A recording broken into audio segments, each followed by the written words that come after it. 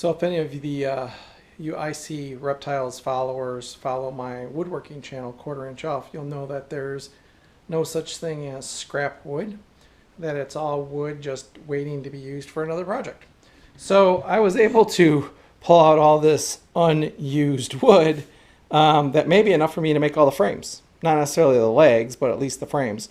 So all this is 1.5 by 1.5 or 2 inches by 1.5 inches. So given that all these boards have a face that's 1.5 inches, that should work just fine. Even though this one's smaller, it does have a side that's 1.5 inches, so it puts it right at the correct level for this. And I'll probably use these for the front, go the whole length, and then cut those side pieces for the side of the shelves.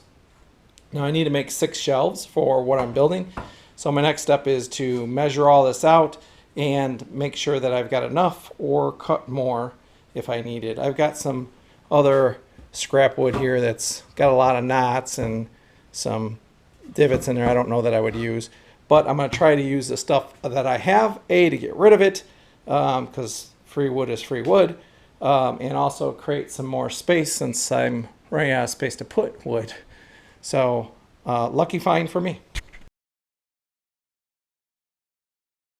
So given that my tub is 24 1/8 wide here, I want there to be more room.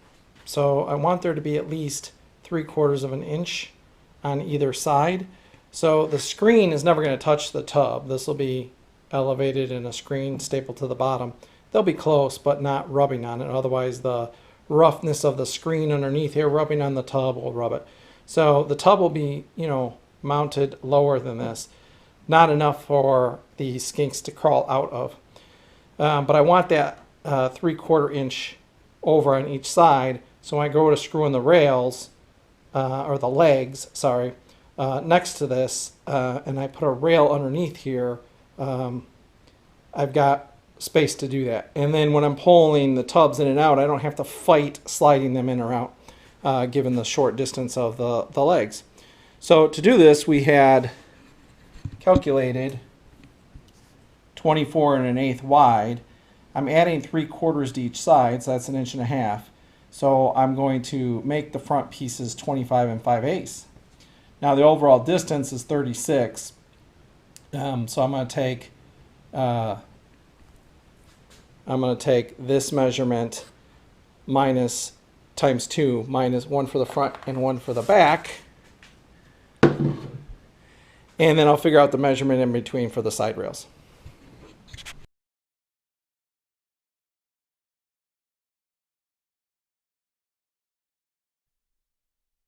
The next step is to set up the table saw.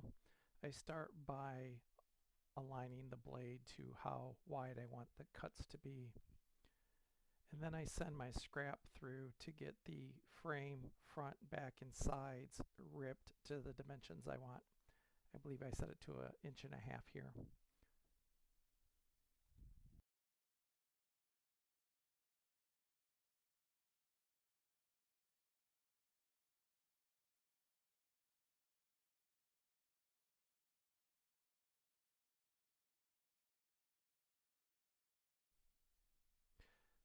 Next, I bring the pieces over to my miter saw, and I'll start by trimming one edge of the frame pieces, and then I'll flip them around and cut them to length. That way I'm sure that I've got a square edge on one side.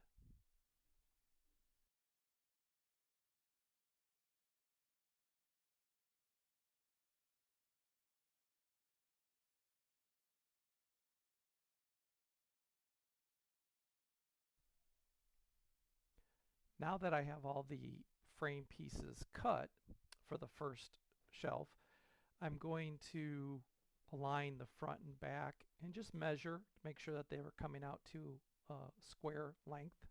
So I'll measure front, back, middle, and diagonally.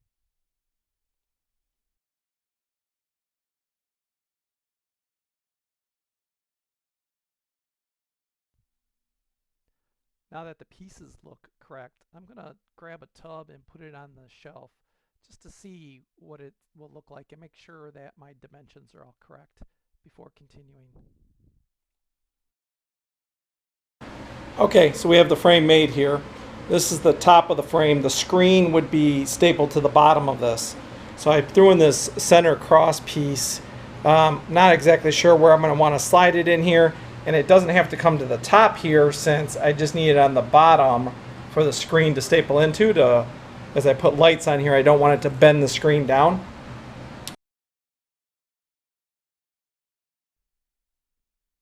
Now that all the frame pieces are cut and ready to be assembled, I'm going to start by endlessly sanding all the pieces down before we put them together. It's easier to sand each individual piece than it is to put it all together than try to sand.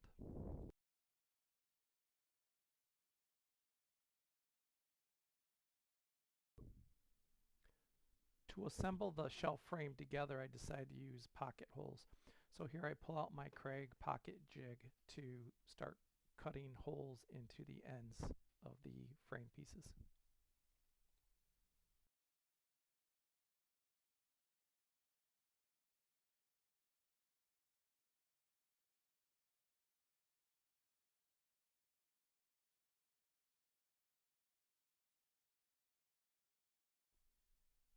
Using the pocket holes might be enough to hold the frames together, but I decided to add glue to make the edges stronger and make the frames stronger.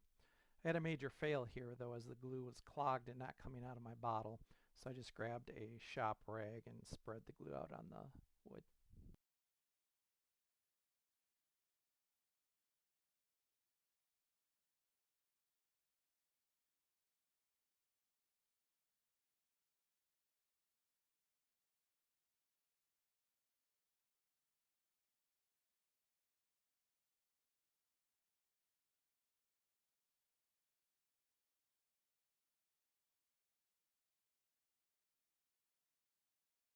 Okay, so I used pocket holes in the corners with glue. I measure diagonally so I know it's square. You could miter these corners. It makes it more difficult. This will hold up fine. Again, this is holding no weight other than a screen and a light. I decided to put this brace directly in the middle. That gives me more than 14 inches up here. So that gives me 16 inches for the light, so I can put the light this way, or I can put the light this way. This also, I have a 5 to 10 inch diameter round light that goes in the back for heat. I got plenty of room to put that either way as well. So I'm happy that I can put lights wherever I want. And this brace will just, again, hold the wire mesh on the bottom and allow me to staple it in this center piece from the bottom as well. So as long as this is flush on the bottom or close to it, it'll be fine. And for this, I just drilled a hole and put a screw in there. I didn't want to do anything else fancier than that. I could always fill these pocket holes as well, but again, for the purpose of this, I don't care. It will be visible. Not worried about it. I could have always flipped this over upside down and put the pocket holes on the bottom, but this way I know it's not going to interfere with stapling down the wire mesh. So I won't have to put like a staple and deal with this hole. So having it on the top is perfectly fine. And again, depending on what you use here, since I'm using a smaller piece of wood, I just need to make sure it's flush on the bottom where I'm going to staple that in. So now to test the fit,